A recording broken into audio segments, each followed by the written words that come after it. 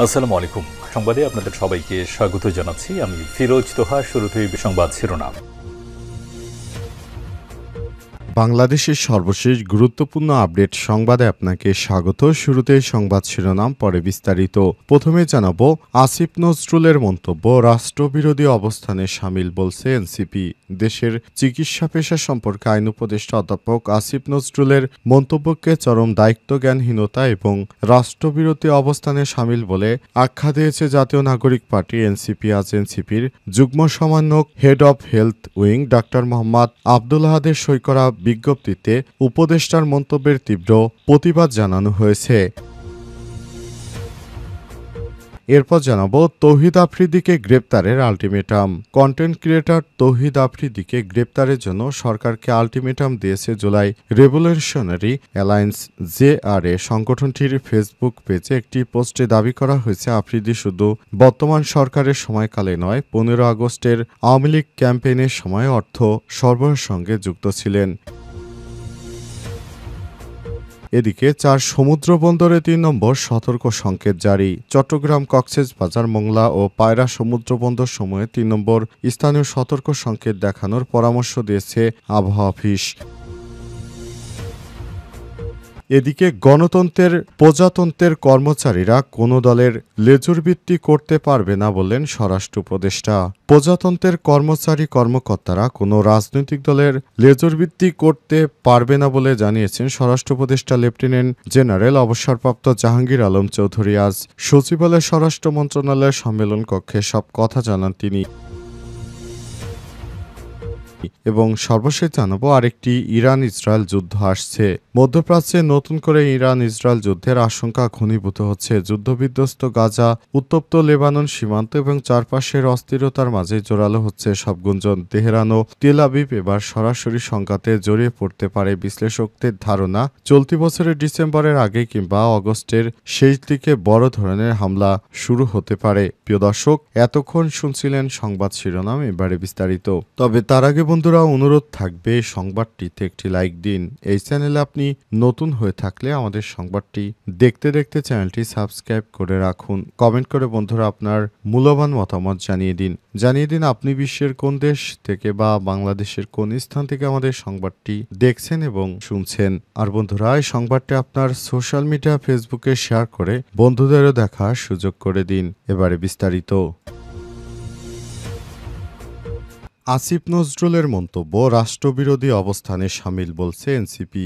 দেশের চিকিৎসা পেশা সম্পর্কে আইন উপদেষ্টা অধ্যাপক ডক্টর আসিফ নজরুলের মন্তব্যকে চরম দায়িত্বজ্ঞানহীনতা এবং রাষ্ট্রবিরোধী অবস্থানে শামিল বলে আখ্যায়িত করেছে জাতীয় নাগরিক পার্টি। আজ এনসিপির যুগ্ম মুখ্য সমন্বয়ক ও head of health wing doctor Mohammad Abdul আহাদের সই করা বিজ্ঞপ্তিতে উপদেষ্টার এই মন্তব্যে তীব্র প্রতিবাদ জানানো হয়েছে। বিবৃতিতে বলা হয়, ইতিমধ্যেই দেশের চিকিৎসক সমাজ জাতির দুর্যোগে সবসময় অগ্রণী ভূমিকা পালন করেছে। বিশেষ করে জুলাই গণ অভ্যুত্থানের উত্তাল দিনগুলোতে চিকিৎসকরা তাদের নির্ভীক ও মানবিক সেবার দৃষ্টান্ত স্থাপন করেছে। বিগত ফ্যাসিবাদী সরকারের ভয়ঙ্কর দমনপীড়নের গুলি দমনযজ্ঞের মধ্যে চিকিৎসকরা নির্ভয়ে মাঠে নেমে আহত জনগণের সেবা দিয়েছে। তারা জানতেন যে কোনো মুহূর্তে হামলা, গ্রেপ্তার বা হয়রানির শিকার হতে পারেন। তারপরও তারা পিছু হটেনি। জীবনের ঝুঁকি নিয়ে আন্দোলনরত শিক্ষার্থী, শ্রমিক, সাধারণ মানুষ, আহত নাগরিকদের চিকিৎসা দিয়েছেন। চিকিৎসকদের সেই নির্ভীক সেবাপরায়ণতা দেশের মানুষ চিরকাল কৃতজ্ঞতা ও স্মরণীয় হয়ে রাখবে বলে মন্তব্য করেছেন তারা। তাই অন্তর্বর্তীকালীন সরকারের আইন উপদেষ্টা ডক্টর আসিফ নজরুল ডাক্তারদেরকে দালাল বলেছেন। তিনি চরম এক অকৃতজ্ঞ মানুষ বলে মন্তব্য করেছেন তারা। এনসিপির নেতৃত্ববৃন্দ আরও জানিয়েছে, যারা শিক্ষার্থীদের এই দুর্দিনে পাশে দাঁড়িয়েছে তাদেরকে দালাল বলে সম্বোধন করে আসিফ নজরুল নিজে একজন দালালের মতো আচরণ করেছে। অবিলম্বে তাকে জাতির সামনে ক্ষমা চাইতে হবে বলে মন্তব্য করেছেন। এরপরই আসিফ নজরুল তার ফেসবুক পোস্ট দিয়ে জানিয়েছেন, তিনি যে কথা বলেছেন সেটি তার ভুল হয়েছে, তার জন্য তিনি দুঃখ প্রকাশ করেছেন। তবে আসিফ নজরুলের এই ধরনের দায়িত্বজ্ঞানহীন কর্মকাণ্ড এর আগেও অনেক পরিলক্ষিত হয়েছে।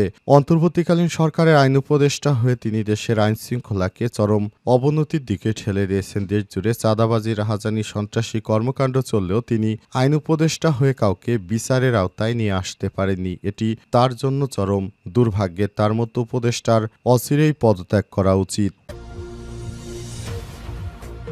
তৌহিদ আফ্রিদিকে গ্রেপ্তারের আলটিমেটাম।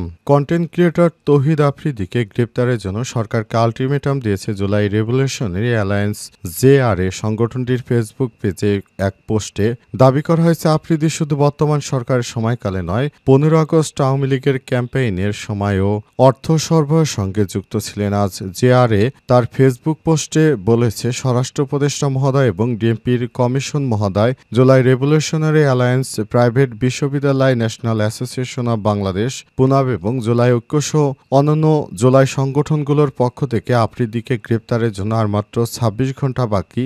আফ্রিদি বাংলাদেশেই আছে। ওই ছবিটি গতকালের কোনো নাটক চলবে না, সোজা সাপটা গ্রেপ্তার করতে হবে।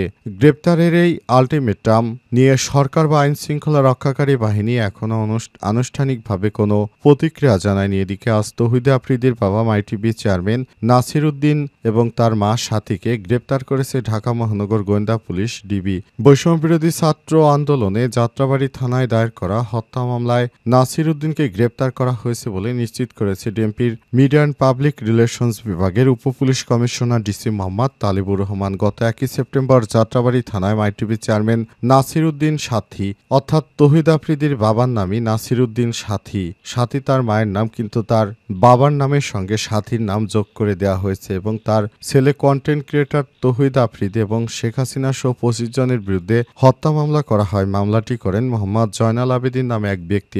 মামলায় প্রধান আসামি করা হয় স্বৈরশাসক শেখ হাসিনাকে। তৌহিদ আফ্রিদিকে 22 নম্বর, তার নাসির উদ্দিনকে করা হয়েছে 38 নং আসামি।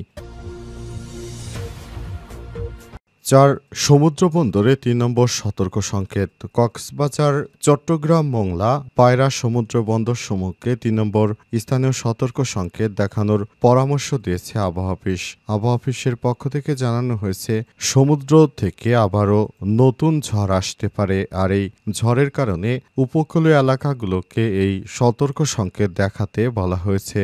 নতুন নতুন করে বিভিন্ন সমস্যা দেখা যাচ্ছে দেশে। এ কারণে সরকারের পক্ষ থেকে জরুরি সতর্কতা জারি করা হয়েছে। 4 সমুদ্র বন্দরে 3 নম্বর সতর্ক সংকেত তাই দেখে যেতে বলছে আবহাওয়া অফিসের কর্মকর্তারা। আজ বাংলাদেশের 4টি সমুদ্র বন্দরকে এই সতর্কতা সংকেত দেখাতে বলা হয়েছে। পাশাপাশি যেসব মাঝিমাল্লারা গভীর সমুদ্রে মাছ ধরতে যায় তাদেরকে অচিরেই পাড়ে ফিরে আসার জন্য আহ্বান করা হয়েছে এবং গভীর সমুদ্র থেকে আবারও নিম্নচাপ হতে পারে এমন একটি আশঙ্কার কথা জানানো হচ্ছে। আবার এক বিশেষ বার্তায় আজ জানানো হয়েছে, উত্তর অন্ধ্রপ্রদেশ ও দক্ষিণ ওড়িশা উপকূলের অদূরে পশ্চিম মধ্য বঙ্গোপসাগর ও তৎসংলগ্ন উত্তর পশ্চিম বঙ্গোপসাগর এলাকায় একটি লঘুচাপ সৃষ্টি হয়েছে। এটি পশ্চিম উত্তর পশ্চিম দিকে অগ্রসর হয়ে আরও ঘনীভূত হতে পারে। এর প্রভাবে উত্তর বঙ্গোপসাগর এলাকায় বায়ুচাপের তারতম্যে আধিক্য বিরাজ করছে। উত্তর বঙ্গোপসাগর বাংলাদেশের উপকূলীয় এলাকা ও সমুদ্র বন্দর সমূহের উপর দিয়ে দমকা অথবা ঝড়ো হাওয়া বয়ে যেতে পারে। উত্তর বঙ্গোপসাগরে অবস্থানরত মাছ ধরা নৌকা ও ট্রলার সমূহকে পরবর্তী নির্দেশ না দেওয়া পর্যন্ত উপকূলের কাছাকাছি এসে সাবধানে চলাচল করতে বলছে আবহাওয়া অফিস। প্রজাতন্ত্রের কর্মচারীরা কোনো দলের লেজুর ভিত্তি করতে পারবে না বললেন স্বরাষ্ট্র উপদেষ্টা। প্রজাতন্ত্রের কর্মচারী কর্মকর্তারা কোনো রাজনৈতিক দলের লেজুর ভিত্তি করতে পারবে না এমনটা জানিয়েছেন স্বরাষ্ট্র উপদেষ্টা লেফটেন্যান্ট জাহাঙ্গীর আলম চৌধুরী। তিনি বলেছেন, সরকারি কর্মকর্তাদের যে দায়িত্ব তারা হচ্ছে জনগণের সেবক। সুতরাং কোনো রাজনৈতিক দলের সঙ্গে মিশে তারা যে রাজনৈতিক দলকে সুযোগ সুবিধা করে দিবে কিংবা নিজেরাও সুযোগ সুবিধা গ্রহণ করবে, এটা এই সরকার আমলে হতে পারবে না এমনটা জানিয়েছেন তিনি। একটি বিজ্ঞপ্তির মাধ্যমে বিষয়টি নিশ্চিত করা হয়েছে। স্বরাষ্ট্র উপদেষ্টা লেফটেন্যান্ট জাহাঙ্গীর আলম চৌধুরী আজ এই বিষয়টি নিশ্চিত করেছেন। তিনি বলেছেন, একটি সুষ্ঠু সুন্দর নির্বাচন করার জন্য নিরপেক্ষ থাকা অত্যন্ত জরুরি। সুতরাং আপনারা যারা প্রজাতন্ত্রের দায়িত্বশীল কর্মচারী রয়েছেন তারা যেন কোনো রাজনৈতিক দলের সঙ্গে না মিশেন। এজন্য আপনাদেরকে অবশ্যই সিনসিয়ারলি কাজ করতে হবে যাতে করে একটি সুন্দর বাংলাদেশ বিনির্মাণ করা যায়। জন্য সবার একসঙ্গে কাজ করতে হবে বলে এমনটা জানিয়েছেন তিনি। তিনি আরও জানান, বাংলাদেশটাকে একটি সুষ্ঠু ও সুন্দর পর্যায়ে নিয়ে যেতে হলে অবশ্যই প্রজাতন্ত্রের কর্মচারীদেরকে ভালোভাবে কাজ করতে হবে এবং নতুন বাংলাদেশ সবার আগে প্রাধান্য দিতে হবে বলে জানিয়েছেন তিনি। তাই বিষয়টি খুবই দায়িত্বের সঙ্গে নিয়ে সমস্ত প্রজাতন্ত্রের কর্মচারীদেরকে কোনো দুর্নীতির সঙ্গে না জড়িয়ে বরং দেশের মানুষের সেবায় নিজেকে ব্রত হওয়ার জন্য আহ্বান জানিয়েছেন স্বরাষ্ট্র উপদেষ্টা লেফটেন্যান্ট জাহাঙ্গীর আলম চৌধুরী। এর আগেও তিনি বিভিন্ন সময় দেখিয়েছেন কিভাবে মূলত নিজেকে দেশপ্রেমিক হিসেবে গড়ে তুলতে হয়। সেটা অন্তর্বর্তীকালীন সরকারের স্বরাষ্ট্র উপদেষ্টা লেফটেন্যান্ট জাহাঙ্গীর আলম চৌধুরী খুব ভালোভাবে আমাদেরকে দেখিয়েছেন।